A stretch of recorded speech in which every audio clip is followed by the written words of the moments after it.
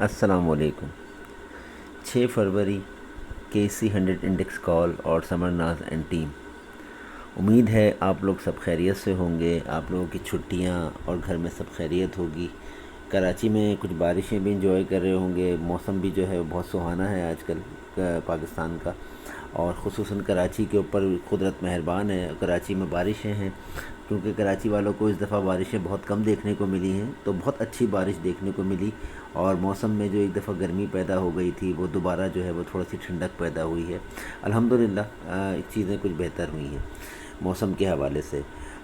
بات کر لیتے ہیں آج کے ٹاپک کے اوپر، یعنی کہ KC100 انڈیکس کے والیومز کے اوپر، کہ مارکیٹ کے اوپر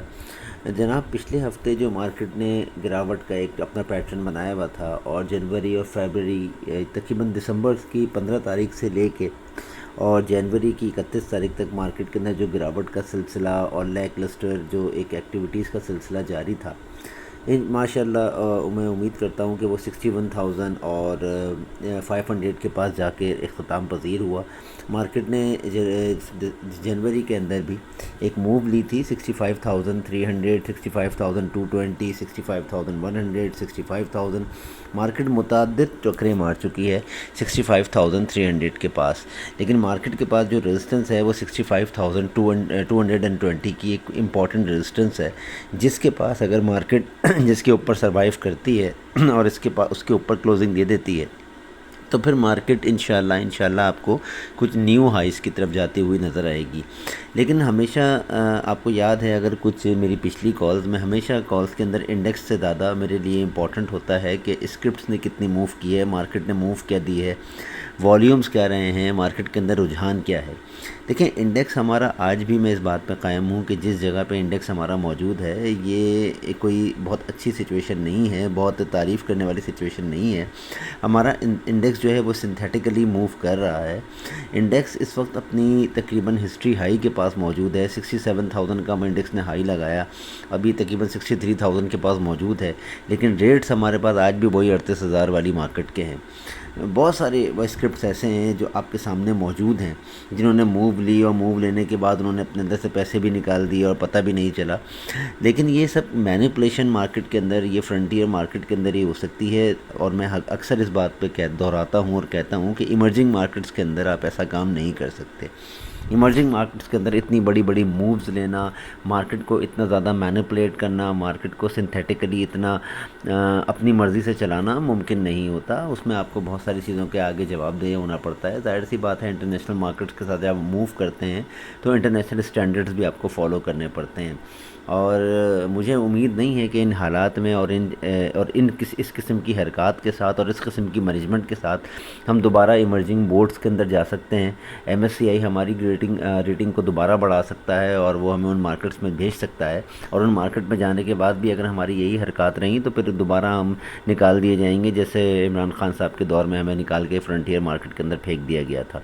بہت سارے لوگوں کو اس نقصان کا اور اس چیز کا اندازہ نہیں ہے، لیکن جو اس بات کو سمجھتے ہیں وہ میری اس بات کو اگری کرتے ہوں گے کہ ایمرجنگ مارکیٹ کے اندر اتنی زیادہ مینوپولیشن کرنا آسان نہیں ہوگا۔ اینی ویز، فورن انویسٹرز کی اگر ہم بات کریں، اس ہفتے جو ہے وہ تقریباً تمام لوگوں نے دیکھا کہ فورن انویسٹرز نے جو ہے وہ تقریباً پچھلے مہینے مستقل سیلنگ کے اوپر تھے، اور کسی کے باپ میں یا کسی کے مائی باپ میں اتنا دم نہیں تھا کہ ان کی سیلنگ کو روک سکتا تھا اور ان کی سیلنگ کو کوئی کنٹرول کر سکتا تھا، کیونکہ جو ہمارے کارپوریٹ سیکٹرز ہیں وہ بائی کرنے پہ تیار نہیں ہیں۔ ہمیشہ مجھے میوچل فنڈ کے ساتھ جو ہے وہ ہمیشہ میری جو ہے پرخاش رہی ہے، اور میوچل فنڈ کے ساتھ میری ہمیشہ شکایت رہی ہے کہ یہ بائی نہیں کرتے۔ ان کا مارکیٹ کے اندر ایک بہت چھوٹا سا حصہ ہے، ہارڈلی 10% بھی ان کا حصہ نہیں ہوتا، لیکن ان کا حصہ بہت امپورٹنٹ ہوتا ہے، کیونکہ یہ جہاں پہ پوزیشن لیتے ہیں اور پھر یہ جب یہاں پہ سیل کرتے ہیں اور اوپر سے شارٹ سیل کرتے ہیں، یہ مارکیٹ کا بھی بیڑا غرق کرتے ہیں اور مارکیٹ سے زیادہ اس اسٹاک کا بیڑا غرق کرتے ہیں۔ مثال کے طور پہ ATRL کے اندر اور NRL کے اندر جو انہوں نے سنتھیٹک موو دکھائی، 380 382 روپے پہ انہوں نے NRL کو پہنچایا، اور اس کے بعد اس کا آج آپ ریٹ دیکھ لیں کہ کیا کھڑا ہوا ہے۔ ATRL کو کس ریٹ پہ پہنچایا، اس کا ریٹ دیکھیں آپ کیا کھڑا ہوا ہے۔ جو شیئر 10 روپے ڈیویڈنڈ دے رہا ہے، 10 روپے تو اور بھی بہت سارے شیئرز دے رہے ہوتے ہیں، لیکن بات یہ ہے کہ 10 روپے ڈویڈنڈ کے ساتھ جو ہے وہ اس ریٹس کے اوپر پہنچا دینا اور اتنا سنتھیٹیکلی مارکیٹ کو موو کرنا، یہ کوئی اچھی باتیں نہیں ہیں. ہمارے اداروں کو، ہمارے جو مارکیٹ موورز ہیں، ان کی اوپر نظر رکھنی پڑے گی، ان سے سوال جواب کرنا پڑے گا. چائنا کی مثال ہمارے سامنے ہے، بامبے اسٹاک ایکسچینج کی مثال ہمارے سامنے ہے کہ ان مارکیٹ کو کیسے کنٹرول کیا جاتا ہے. ان کے اندر اتنا سارا پینک کرنا اور اتنا سارا سب کچھ دکھانا اتنا آسان نہیں ہوتا ہے. چائنا نے بھی اپنی سیلنگ کو روکنے کے لیے کچھ نئے رولز جو ہیں وہ مارکیٹ کے اندر متعارف کرائے ہیں، ان کو بھی پڑھنے کی ضرورت ہے. اور امپورٹنٹ بات یہ ہے کہ یہ جو فورن سیکٹر ہے، اس فورن سیکٹر نے ڈاؤ جونز کے اندر، S&P کے اندر، نکی کے اندر، BSE کے اندر، تمام مارکیٹس کے اندر اپنی سیلنگ، اپنی پوزیشنز کو جو ہے وہ کلیئر کیا تھا اور اب دوبارہ پوزیشن لینا شروع کی ہے. اور جب انہوں نے دوبارہ پوزیشن لینا شروع کی ہے تو پھر ہماری مارکیٹ اٹھنا شروع ہوئی ہے. اور ہمارے جو کارپوریٹ سیکٹرز ہیں وہ وہی انٹراڈے کر رہے ہیں، تو ان میں اور عام ٹریڈر کے اندر کوئی فرق نہیں ہے. میرے خیال میں ان کو اتنے بڑے بڑے میوچل فنڈز کا نام دینے کے بجائے اپنے آپ کو گلی محلے میں بیٹھا ہوا ایک جو ہے وہ ٹریڈر کہہ دینا چاہیے، وہ زیادہ مناسب ہوگا. خیر جناب، بات ہم انڈیکس کے اوپر کر لیتے ہیں. انڈیکس بہرحال 63,000 کے اوپر کلوزنگ دینے میں کامیاب ہو گیا ہے. مارکیٹ نے جو ہائی لگایا 63,775 کا ہائی لگایا، 63,077 کے اوپر مارکیٹ کی ریزسٹنس موجود تھی. مارکیٹ اپنی ریزسٹنس کے پاس جا کے تقریباً وہیں کلوز ہو گئی ہے، اور امید ہے کہ یہ جب یہ چھٹیوں کے بعد ہماری مارکیٹ کھلے گی اور صرف 2 دن کی ہماری مارکیٹ ہوگی تو انشاءاللہ منگل کے دن جو ہے وہ مارکیٹ ہمیں پازیٹیو پرفارم کرتے ہوئے نظر آئے گی، اور 63,077 کی ریزسٹنس کو توڑ کے اس کے اوپر ہی مارکیٹ انشاءاللہ اوپن ہوگی، اور 63,000 اور انشاءاللہ 220 اور 63,300 اور اس کے بعد 63,440 اور 63,500 تک ہمیں مارکیٹ موو کرتی ہوئی انشاءاللہ نظر آئے گی.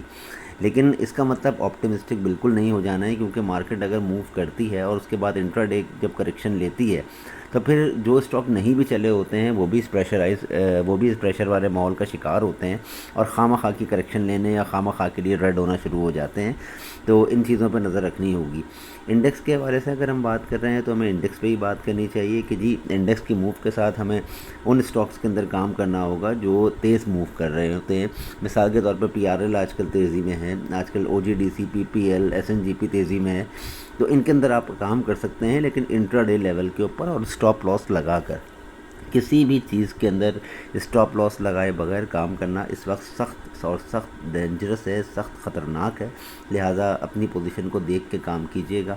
بہت زیادہ دھیان رکھنا پڑے گا. مارکیٹ کے پاس ہمارا پاس جو ٹریگر ہے اگلا وہ ہے 63,500 کے اوپر. اگر مارکیٹ کی کلوزنگ آ جاتی ہے تو پھر ہم نیکسٹ ڈے کے اندر بھی اچھی امید رکھیں گے، اور اگر مارکیٹ کی کلوزنگ کم و بیش 63,220 اور 63,000 کے پاس، یعنی کہ جو آج کلوزنگ ہے اس کے پاس کلوزنگ آتی ہے تو اگلے دن کے لیے ہم منفی مارکیٹ بھی دیکھ سکتے ہیں.